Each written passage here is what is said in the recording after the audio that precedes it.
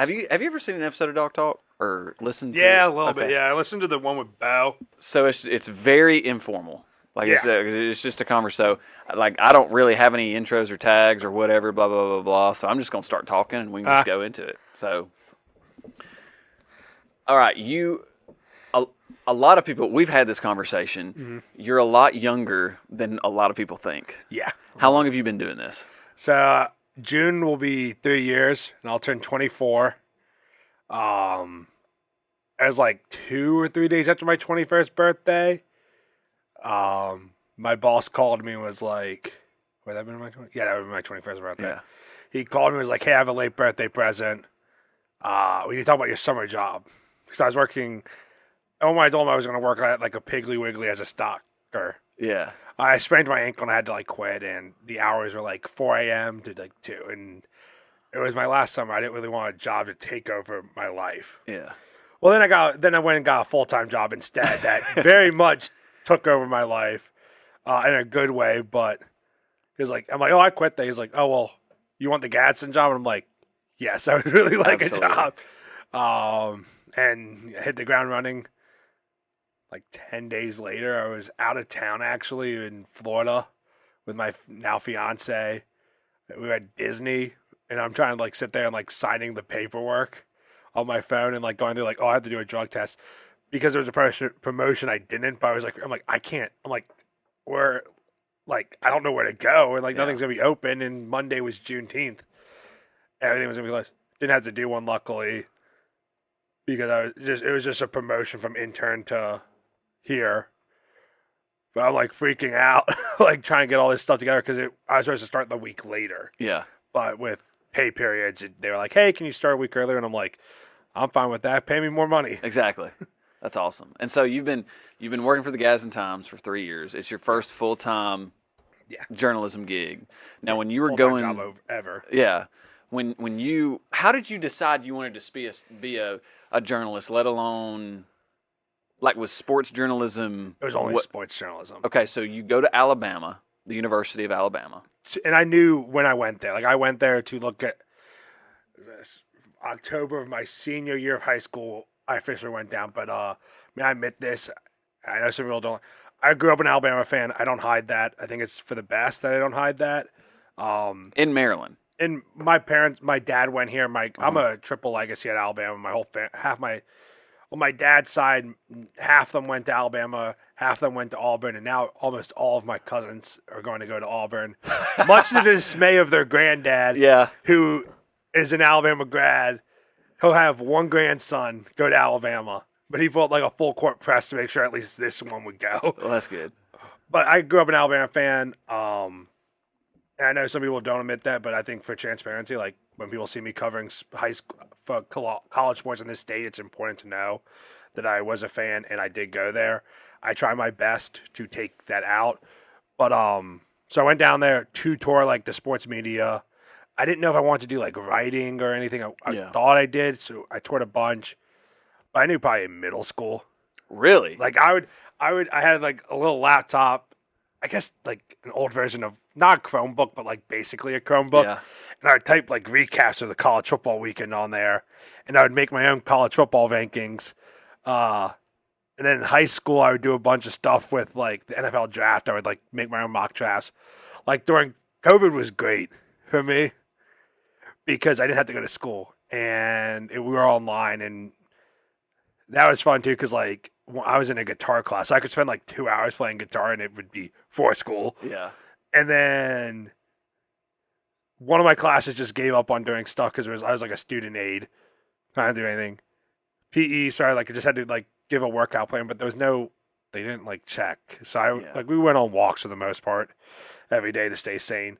And I could spend like 10 hours doing like NFL draft stuff. Yeah, whatever you wanted. And it was, I would be up to like 2 a.m. doing this stuff. I brought in a folding table into my bedroom.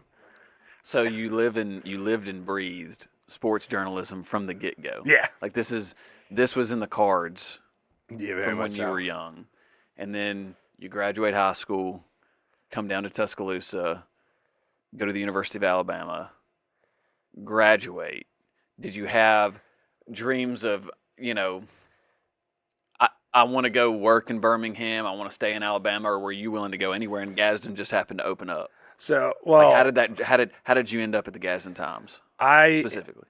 started with the Crimson White, which is the student paper. I covered men's golf, which was great. Okay. Like I'd have basically a weekly call with Coach Sewell, who was, really great.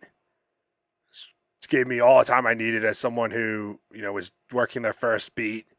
He was really great to work with, and covered that. And then I applied for an internship in the fall that would have been for the spring with the Tuscaloosa News. I didn't get it.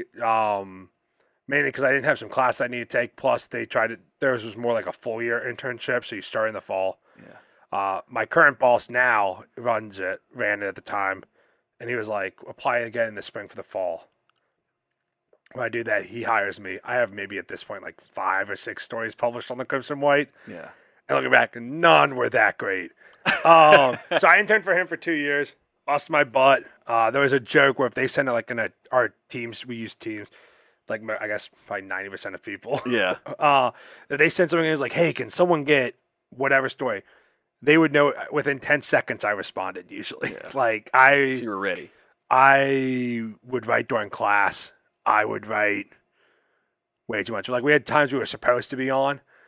And then there's other times where it's just like, if you were all around, you could get it. And I was just always wanted to be around because I'm like, I want to do this, and like everything is a rep, even if it's this 150 word story about something, it's still writing. So that was always fun. And then my junior year, I was only going to have to take 2 required classes. I could have done more, would have done more, but my boss calls me and was like, hey, we've been talking, me and some other people are talking, we want to keep you around. Would you be able to like take a job before you graduate? I go, well, I need to graduate. My mom's going to kill me if I don't graduate. He goes, no, you got to graduate. But he's like, Gadsden is open. And I had filled in a bit and like helped out once Hassan left Gadsden. So I knew it a bit. I'm trying to remember now if I had written the story about Rush. This was before or after Rush Probst left Coosa for Pell City now. But I'd written something about like Steve Smith going from Piedmont to Westbrook for the Gadsden. And then took some time. I had to figure out, okay, can I do this with school? It all worked out on that end. And I got hired, and then I still had 2 classes at UA that fall.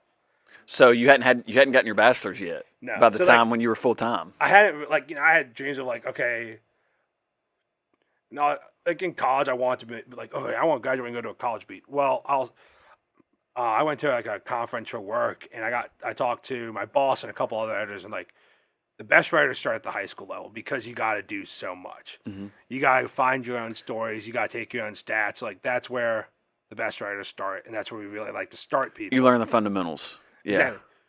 And like, I'm glad they did it because I've loved covering high school. It's so good. The relationships. Yeah. All that. But yeah, I wasn't really thinking about like what I was going to go do. Yeah. I was trying to find maybe something for the summer, stuff like that. And then it just, he was like, hey, like, and it was a testament to, I guess, busting my butt constantly. Hard work pays off. So you're a high school sports reporter for the Gadsden Times. Mm-hmm. You come in, you're following Hassan Kasim, right? Mm-hmm. And you're following Hassan, who was here for a short while. I really enjoyed Hassan and what he did for local high school sports. You come into the Gadsden Times. When did Asheville, do you remember the first time Asheville came on your radar as the sports writer? Like the first thing you remember hearing, seeing, writing about Asheville? Kakaias being hired. Okay. Which was like first month or something. Yeah. Like I actually have, because it was like one of the first times I was in the paper. Yeah. Was I think maybe first week. It was like first week because I'm sitting there with Greg Bailey in the office. Yeah. And I think he had heard something. And hey, check this out. Look into this. And I don't even remember who I would have called. It would have been you. Now it would have been like you. Yeah. But I don't know who I even called. A guy's contact. And like, yeah, it was like one of the first stories I wrote was actually that about Shep. and then I came up like probably like the next week or 2 weeks later, talked to him, and then yeah, That's okay. That's crazy. And then now and then I forward. didn't come back. I didn't come back at all for like a year, Yeah. and then I've been here 15 times probably in the last year. So one thing about this area, your coverage area, the Times coverage area, I feel like there are a lot of good athletes. Oh, yeah. There are a lot of good teams, a lot of good stories, a lot of good traditions. But there are also a lot of good, which I think you do a really good job at. And this is I'm setting up context for a question here. But there are a lot of good. I don't know what y'all call them in the business, but there are a lot of good emotional pieces, I think. Human interest. Okay, yeah. Human interest. There are a lot of good human interest stories around here. That's the goal we want, because someone maybe Sardis may not care about Asheville's run to the Final Four, but if you can find the emotional tie, exactly, like there was, and talk about, doesn't matter if you've never even heard of Asheville, you somehow come across that story, the story of what happened here, like, oh, I'll click on that and be like, oh, coach got in the car accident, now he's leading his team to the Final Four, or I think that point was the Elite Eight. It's like, okay, well, maybe I'll read it, and then that's what we try to do. So when you first got here, how long did it take you to really feel like you had a good grasp on the coverage area? A year. So like, what are your furthest points apart of where you have to go? Sardis to Asheville, or like Asheville. We go into Asheville, and then is the only school in St. Clair County. Yeah. Jacksonville and Piedmont over in Calhoun. Spring Garden, which was really added, I think, fully back into the fold with Ace. Also, Cherokee County, Sandrock, and then go up to Fort Payne, Sylvania, come down the mountain, and we hit Gunnersville, and like Susan Morris, kind of the border over there. So everything in between. Obviously, Gadsden City, Etowah. Yeah, and then Etowah County is the main focus. But I mean, there's still, I would say, there's like 7 or 8 schools kind of right on the border of Etowah County that are also really in there. So it's a good coverage area, and then we do really well even outside of that core area in the fringes, on the far reaches. And you are the Gadsden Times. I mean, we have a freelancer. Yeah. But I mean, most of the stuff you see is either me. If it's statewide, there's some help. There's a writer in Tuscaloosa, Amelia, and then a writer in Montgomery, Jaden, who we do a lot, which helps like this time of year. Like I only am doing the baseball. I'm mainly responsible for baseball, and they're handling boys and girls soccer.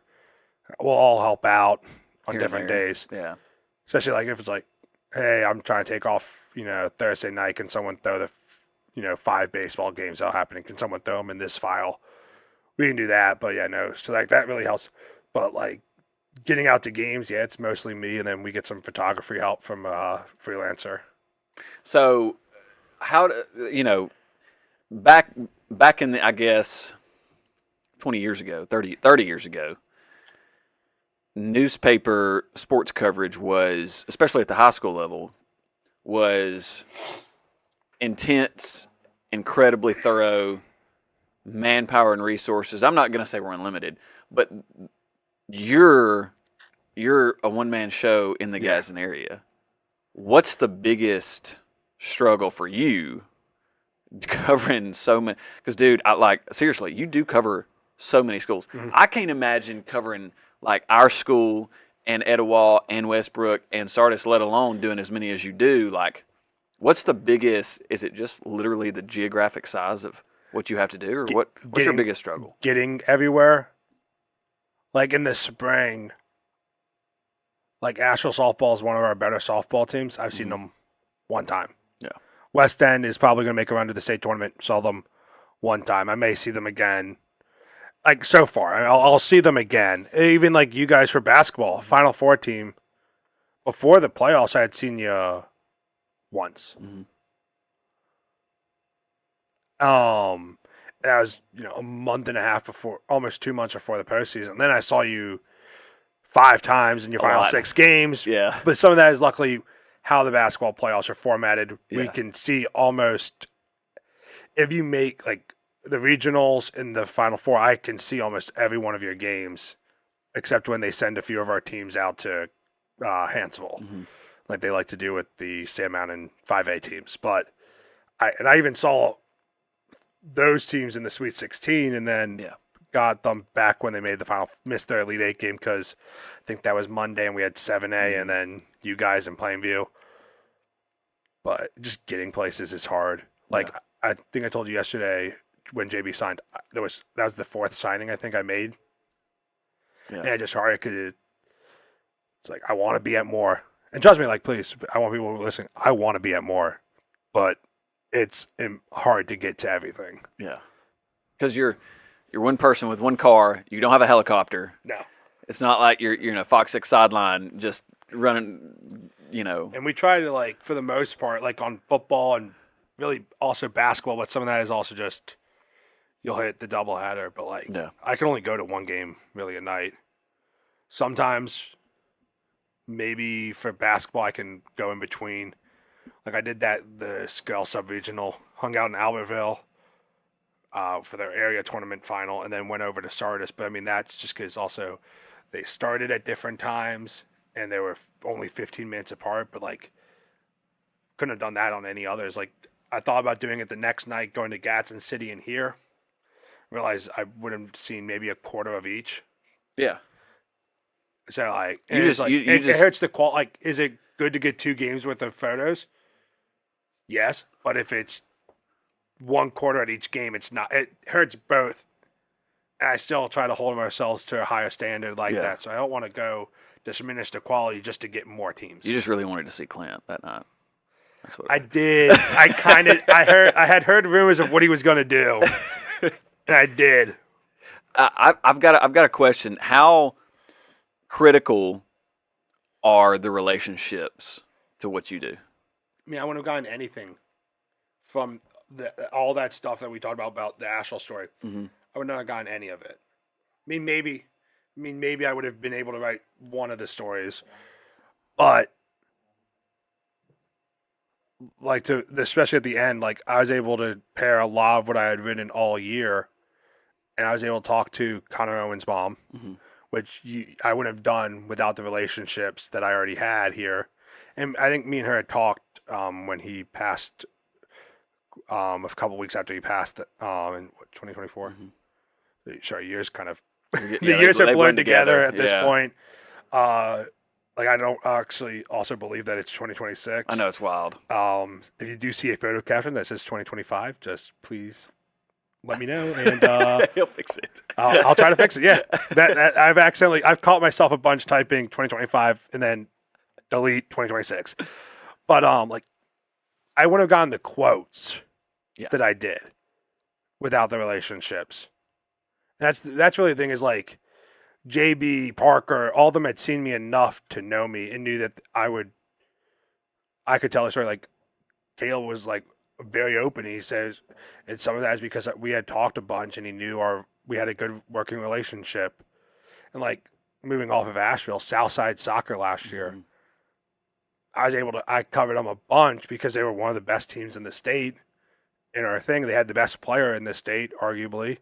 Okay. He won Gatorade Player of the Year, I guess. So I guess he is the best player by that metric. And just because we don't, and I think he was the coach's all-state Player of the Year. So I guess adds up. Yeah, award-wise, he was the best player in the state. I saw a bunch of them. I would tend to agree with those awards. But the relationships there allowed me to tell a really good story about that, but also the coach and his son, and the son talking about what it meant to give his dad a state title after his dad had coached for 30-something years and hadn't won one, and he was finally able to give his dad one in his final game. His senior year. The coach, Randy's still over there plugging away, coaching. Oh, Randy Voss. But like you don't get that without the relationships. You don't know. You may know some things, but you're not going to learn the full story without relationships, and you're not going to get the quotes that make the story without the comfortability that comes with those relationships. What's been the hardest story you've ever had to write? tied for 3. Connor Owens, Bryson Peppers, and then another kid JJ, I forget his last name, and I'm so sorry about that, at Albertville, who passed away. And that was my first one, JJ, then Connor, and then it was Peppers up at Sardis last year.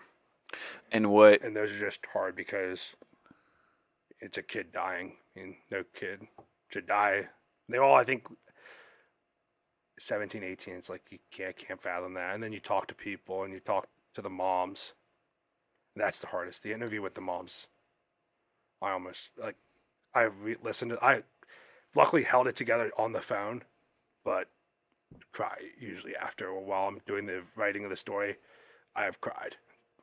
It just, I think if you don't cry while writing that, I mean, I'm not, like, I try to keep the human element there, because if I lose my humanity writing the story, then it's hard to show the emotion from those people. The humanity that they've got, that they're expressing. Mm-hmm. Do you when you look at the world of sports journalism, especially at the high school level, do you think the way the human element is told now, do you think it's told? I'm trying not to ask a leading question. Do you think, in the world of social media, in the modern world of sports reporting, that the human element is told as effectively as it has been in the past? I think it's different. Because 30 years ago, I could only told stories with maybe 1 or 2 photos in the paper, and would have had to craft a lead to kind of bring you there. But now, I can bring you a video of the celebration to your phone, and you can see what it means to these kids. Like Ashville, I mean, I went with you guys to the town square when you rolled it, and had a video, and people could see what it meant. Yeah. And you have more photos. So I think it's different because you can bring them in. It all doesn't rely on the words, which I think it helps a lot. So the media, the non-written media side of things adds a whole nother element to it. But I think you can't let it be a crutch. Like, you still got to write a good story. Yeah. And be able to show the emotion there. And fill in. But it allows the filler of, I can now have online, you can go through and see 5 photos of, the celebration of when you guys made the Elite Eight, the photos of Clint hugging Maze. One of my favorite photos ever, by the way. And, like, that shows you how much it means it meant to you guys. Yeah. Or maybe even, I could have spent maybe an hour trying to craft that story, just talking about, like, those sentences on that. But I can't bring you into that, but seeing it. Yeah. I think it just allows for more. Yeah. What's your favorite sport? Can you say? Football. Okay. If we're talking spring, soccer. And there's one reason. Soccer has a timer. You can have a really good baseball game. Yeah. And it could still take 30+ hours. Not golf? I figured you play like golf so much. Playing golf, yes. Yeah. Covering golf is hard. Because it's so... Especially a lot of the tournaments are shotgun starts. Yep. And even without it, it's still like every 5-10 minutes someone's going off. So you're trying to follow. Yeah. And I mean, I've watched you cover golf. I've never thought about covering a golf match or a golf tournament before from like the journalism perspective, the media side. It's not easy. Like you're running around. You're doomed. Like for a coach, it's hard just to stick with my 5 players, let alone you having to cover. You want to get this kid, this kid, this kid, this kid, this kid. And a lot of times, luckily, it helps with the ones. But like a lot of times when we go to a golf tournament, like we went to Gadsden area, my goal is to walk away with photos of the top people because I want a photo. I want our photo to be there. And we can use submitted photos, and I have no problem using a submitted photo. But I'd like for the all-area team to have a photo that we took. Yeah. Because I think it kind of symbolizes, okay, we saw these people play. Exactly. And I can make that decision. It adds legitimacy to your analysis. Mm-hmm. So, and golf is one of those, they split it up, I guess, this year for the state tournament. It used to be your best golfers, for the most part, make it there. Yeah. And golf's hard because obviously, I mean, different courses suit different players. If if I go out there and I'm a guy who can hit it 280, but I'm a little wild with it, which I can hit it 250 and I don't know where it's going usually. But I want to go play a wide open course. And now they're all at RTJ courses, which are all, kind of. But I mean, even the RTJ courses, Rossbridge plays a lot differently than, and I get it's not Rossbridge, but like I played Rossbridge a bunch and I played the Oxmoor Valley ones. Yeah. Even the two at Oxmoor Valley play completely different. Yeah. And so RTJ or Silver Lakes and Rossbridge are totally I do not want to discuss what happened at my round at Silver Lakes. That's where our sectional is, man. Trust me, I know. Yeah, good luck to anyone out there playing Silver Lakes. I shot like maybe I think I stopped keeping score. It was like a 115. It was bad. I lost so many balls. I'm glad you're so transparent about it too, man. Hey, look, those greens are fast, dude. Those greens are fast. The greens weren't the problem. It's all that. It's all that rough. Not even the rough. Yeah. What is it? It's the. I mean, I guess you would have to call it just that all that tall, just like. Grass. No, it's literally it's grass like this tall. It's like knee-deep grass. And like you could see your ball land there, and you can see when you hit it off the tee, you could see it sit up on it, and you know exactly where it is. And you get up there, and that ball is gone. It is. It swallows them, dude. It's gone. It does. We had to buy more balls at the turn. That's okay to admit. That's all right. We've all been there, right? Yeah. How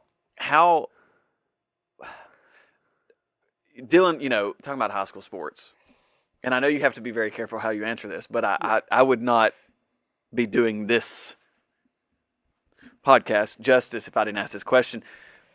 Being a high school sports reporter in the state of Alabama, what's it like working with the AHSAA?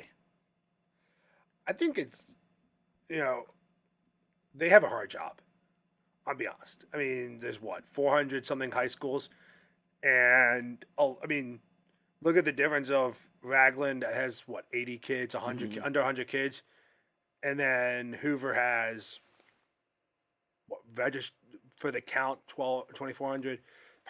Based on the math of my cousin goes there and has 800 kids in his grade, so 3,000 plus. Like that's a hard balance to find of like what's best, and then obviously what's best for the private schools. What's best, just like anything, there's issue. There's been, me and Ron Ingram, who's the media guy, we've had disagreements, but at the end of the day, we're all trying to just do our job. But they put on great events. I'll say and I've heard from some other people in other states, and it is way worse. Really? Our state football championship was for years played at 2 SEC stadiums. Yeah. And it's played at a really good stadium in Birmingham. It's not SEC, but honestly, I can make the argument it's probably better for the event not to be in an SEC stadium. The crowd's not as good. Crowds can actually be recognized there. Yeah. Where at Bama, they get swallowed. You could have 10,000 people there and it still looks empty. Yeah. Or the same down in Auburn. And I haven't been to Mobile, so I can't speak on that stadium down there. It reminds me of Protective a lot. Yeah. Reminds me of Protective a lot. Yeah. But our basketball finals here are held at a great facility. Legacy is it holds world-class events already, but it goes there. I saw someone say it's in the upper half of attendance capacity for, and this was some video on TikTok. So I saw the same video. Yeah, it was during that week. So I didn't have time to fact check it, nor do I really it wasn't really something I need to fact check. I'm gonna trust this guy, and I don't remember who it is on TikTok, but it was in the top 10 or something, and even I've been to soccer. That was a great event. Put on really well, great crowds. I've been to volleyball, and that's they can put on a really good event. And then when you go to the championship event, it feels special. Yeah, and I think that's the most important thing. And I know that obviously that's a small part of their job. I think that's the most important part because the championships should feel special. What's it like? Because I'm a coach, and so I'm competitive. Obviously, by nature, you're literally sitting next to your competition at these events, right? in the media area, in the press working area. You're sitting, and it's like you have personal relationships with all these people. Like, I think when I walked up to you after we beat Jackson, Caleb and I went down to watch Tuscaloosa County in their Final Four game, and I walked up to you, and you were talking to, I think, Deidre, right? Yeah, from Average. From Average Joe's, and you know, and next to her was another photographer, and we were and you know, you're all kind of members of the press, working press, covering the same event, the same teams, the same kids, same coaches, same results, but you're competing for that extra bit of information, or that, like, what? That's like I'm not going to say it feels cutthroat to me, but it does feel cutthroat. It just feels very competitive. How do you like manage we're going to have a relationship with each other, but I've got to beat you to the headline, or I got to beat you to the human interest, or I got to beat, you know what I'm saying? How do you manage that? Like, is that tough sometimes? I'll use you guys for the example once again, not just because I'm here, but one recently, but also kind of a good example.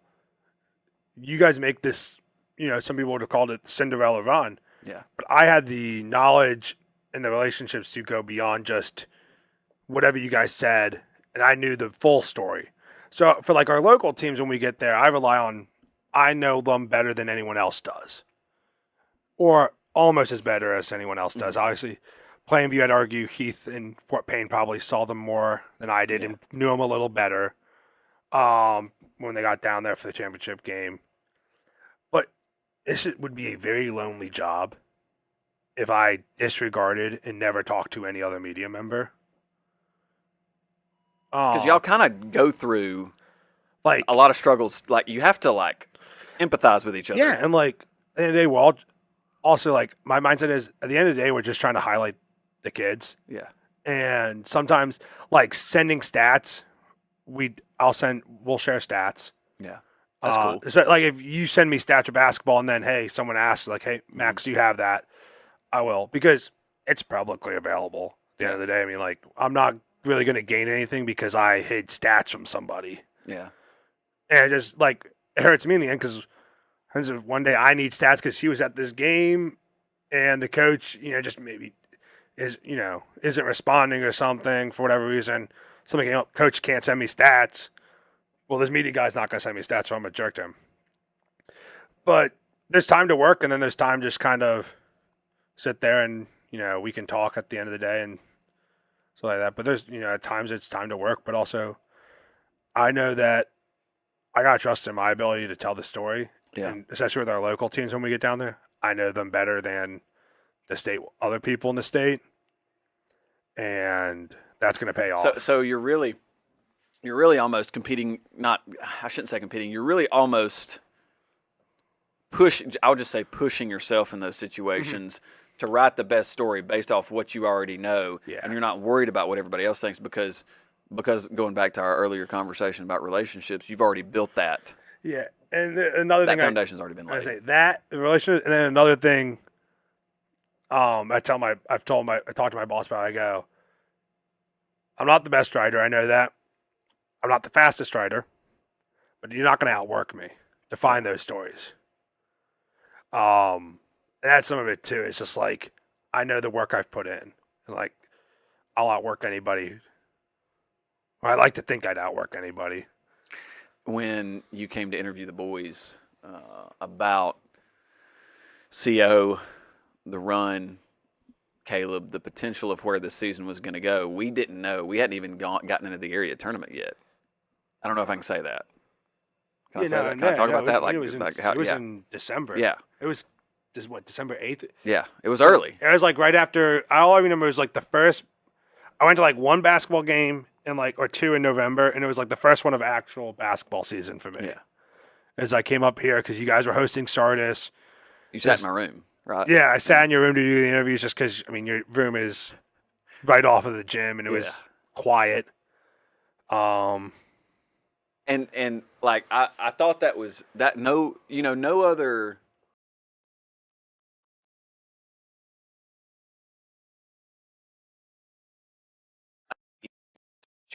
You started in December, and you were patient, and you filled in the details as the story unfolded. I thought that was really cool. Not to say, I'm going to give you credit. I'm going to say you planned that. Some of that was planned, and some of that is like It worked out. I knew I couldn't like that week is all like the secret is the week after the last championship of the season, so fall, winter, spring.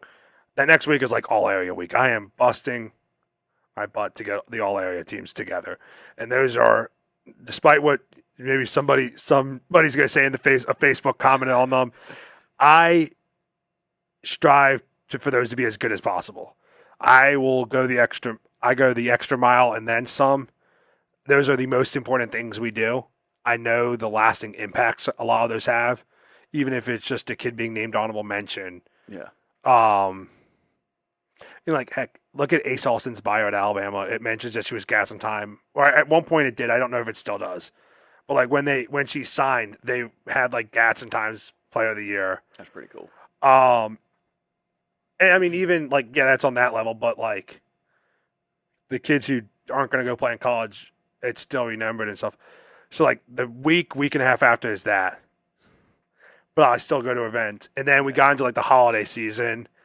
And that's always difficult because we're rotating off time, so we're all picking up for each other. And it was kind of just, and then we get back from holiday, and it was the whole reclass stuff. So by the time I wrote, it was also one I was kind of, and at some point I kind of was waiting because I knew it was looking really good, and I didn't want to waste. You don't want to waste your best story. Yeah. For basketball in December. Yeah. And I mean, obviously. Smart. Obviously, if it's something that's timely and it has to run in December, it needs to run in December. But that story, really, I would say, is probably the foundation of everything that came after it. Yeah. In telling that story. But yeah, some of it was waiting and some of it was just that story. That was not one of those ones I could throw together in a day. That needed time to write, come back to, and all that stuff. And, I mean, it was 8 interviews. Mm-hmm.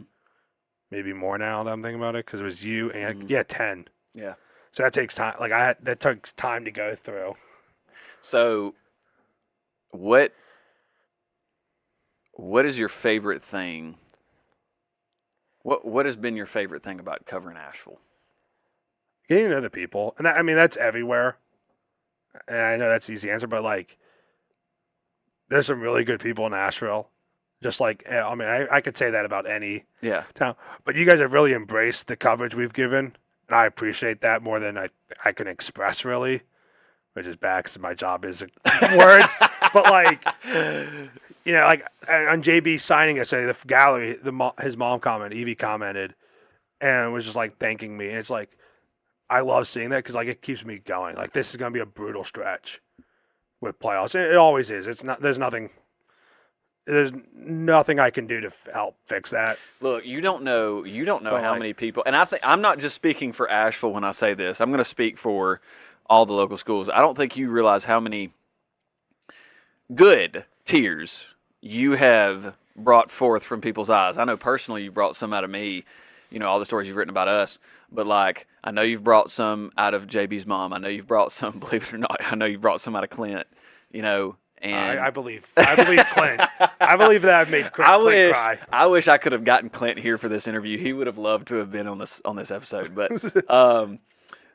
I want to know, like, knowing that you've done that, knowing that you are a hard worker. I would say you are, which I've told you this, just one-on-one, that you are probably the hardest working reporter I've ever worked with as a coach. Where do you see yourself in, the cliche question, where do you see yourself in 20 years? I'd love to be on a golf beat. I've told people this. I love golf. Oh, I thought you said your favorite spring sport was soccer. If they could put golf on a timer, it would become mine. I'm wearing a Callaway thing right now. I play golf. Not as much as I like, not as well as I like. But like, would you like to be like the ESPN insider for college golf or professional golf or something? Yeah, something like that. The Pete Thamel of, I don't know if I want to be an insider. Like, so I don't think I want to be an insider. Like, you see their schedules, man. It's crazy. Like, and that's something that I've, like, thankfully have learned in these 3 years is, like, as great as this job is, it's a 40 a week deal. And maybe not 40, but I'll say 40. And I try to keep it to 40, but like that work-life balance, if you're an insider, is so bad. You're glued to, and I'm already glued. I mean, I don't want to look at my screen time. I try to make it better, but you're constantly on your phone. Like if someone calls you, it could be like you gotta deal with it. Then it's like I like to be able to put my phone away and hang out with my fiance, and now my dog. It's up, or just go to the golf course with my friends and be able to play. And like that's more important to me than anything. Is just being able to like get away from work and like there's 168 hours in a week. Mm-hmm. You know, you're gonna be asleep for 60 of them or something. So 100, there's still about 60 hours outside of work every week. So like I'm more focused on this. So I won't be an insider. Golf, college beat maybe. I don't know. You don't want to cover the Masters? I would love to cover the Masters. Dude, that is my dream. That media pavilion at Augusta is found insane. Out one of my editors apparently got to play this year. On the lottery afterwards. Are you serious? He got the media lottery? One of the I think so. That's awesome. Yeah. You know, if you volunteer, you get a tee time too after the tournament. If you're a volunteer for the tournament. That's how I get on. God, dude. What did he shoot? Do you know what he shot? No, he didn't say in the story. Man. I'll say this. If I ever get to play Augusta, that will be the happiest 150 I've ever shot in my life. I'll play from whatever tees that caddy tells me to play. Yeah. I don't think it will matter. You just be excited to be there. I would be ecstatic to be there. But I will say this. As good as that round is, I've realized this recently, it will not beat any round I would have played with my dad or my brother. Yeah. Like, as good as Augusta is, it'll be a great round. It'd be special if I could play it. One of my favorite rounds is I played North River with one of my buddy was a member, and he let me and my brother invite my dad. My dad was so happy. Like that. That's awesome. I would love to go over and play St. Andrews with my dad again because he got to do it with his dad. Or Pinehurst, which is where I actually learned how to play golf. Are you serious? My grandparents lived in Pinehurst, and they would take me out, and I would play golf on Pinehurst. And I've never played a full round at Pinehurst. But when we buried my granddad down there, we played on like the putting green. And he had been gone for like 5-something years. We walked in, we're like, yeah, we're here. You know, we're here to bury our grandfather, and we say his name. I'm like, oh, I know, Mickey. I was like, hey, he's like, you guys can borrow these 3 putters, that they had there. I was like, I don't think he charged us. It's like my granddad had been gone for like 5-something years at that point. Maybe more. No, probably 5. Yeah, 5 sounds right. Maybe a little less. Yeah, something like that. And the guy still knew him. Like the awesome. The shop still knew him. Was like, yeah, you guys can go putt around on they have like the putting course. Yeah. And we did that. But I want to get back and play. I don't know if I want to play 2 yet. Because that's rough. Yeah. But I want to play it so bad. That's awesome. That is so cool. So what's next for you? I don't know. I'm content right now. Mm-hmm. And that's something also, like, being able to be content. And that's, like, the big thing I tell people. I'm like, you got to be that doesn't mean you can't chase what's next. Yeah. And set yourself up. But if you're always chasing what's next, you're not going to be happy. Mm-hmm. Like, my life is really good. I am 23. I live with my fiance. We just got a puppy who, if he could learn how to sit in a crate and not whine, it'd be amazing. But, like, I live 20 minutes from one of my best friends. My parents are another 20 minutes away. I can go on. Between me and my fiance, we make enough where, we're not really worried about bills, which I know a lot of people can't say. And we can go on a somewhat good vacation. I'm getting married to her next year. So, like, I'm just trying to enjoy. Like, I'm in those of wedding planning. I'm just trying to enjoy that right now. I don't really know what's next. That's awesome. Like, she's going to law school, so I'm sure, she's going to go to law school, not this cycle, but next cycle. So I'm sure, I need to start thinking about that a little more. I thought lawyers and journalists hated each other. Not us. We're different. But, like, I'm trying to enjoy. I'm trying to enjoy, I just got this dog. I'm trying to enjoy that. Trying to enjoy the wedding planning. Spring in Alabama. Like, how can you not enjoy that? Yeah. The weather's beautiful. Might go play. I can't go play 18 this week because Talladega, but maybe next weekend. Maybe. That's awesome. But I'm just trying to enjoy that. That's awesome. Dude, I appreciate you coming on. Thank you. It's been fun, and I feel like, a lot of people, y'all's job is to promote those that deserve to be promoted, but at what point do you promote those that do the promoting? You know what I'm saying? I appreciate you having me on. Yeah. So yeah, this was fun, and I feel like this is sort of an inside look into how a lot of our conversations go. Yeah. But nobody ever gets to see them, so I'm glad that they got to see it. It's pretty freaking cool. But thanks for all you do, brother. Thank We you. appreciate it. Appreciate it. I think that was good.